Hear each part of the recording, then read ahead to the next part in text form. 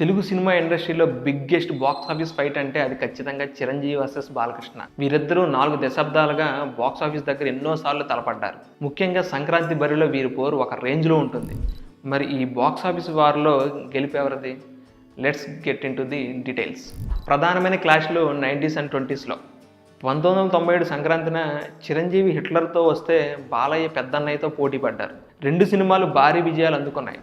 కానీ హిట్లర్ చిరుకి ఒక powerful comeback మూవీగా నిలిచి బాక్స్ ఆఫీస్ విన్నర్గా నిలిచింది.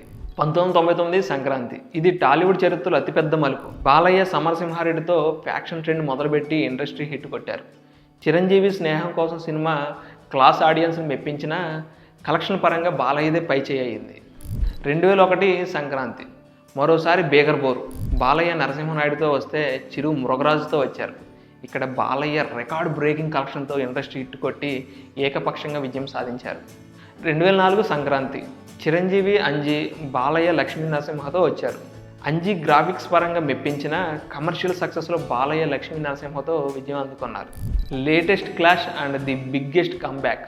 2017 సంక్రాంతి. ఇది అసలైన బాక్స్ ఆఫీస్ ఫైట్. 10 ఏళ్ల తర్వాత చిరంజీవి ఖైదీ నెంబర్ 150తో వస్తే బాలయ్య తన ప్రతిష్టాత్మక 100వ సినిమా గౌతమిపుత్ర శాతకర్ణితో వచ్చారు. 2 సినిమాలు సూపర్ హిట్ అయ్యాయి. కానీ కలెక్షన్ల పరంగా చిరంజీవి తన సత్తా చాటుతూ 100 కోట్లకు పైగా షేర్ వసూలు చేసి విన్నర్గా నిలిచారు. 2023 సంక్రాంతి. రీసెంట్గా జరిగిన పోరు. చిరు వాల్తేరు వీరయ్య, బాలయ్య వీరసింహారెడ్డితో వచ్చారు. ఇక్కడ కూడా 2 సినిమాలు బాక్స్ ఆఫీస్ దగ్గర కాసుల వర్షం కురిపించాయి.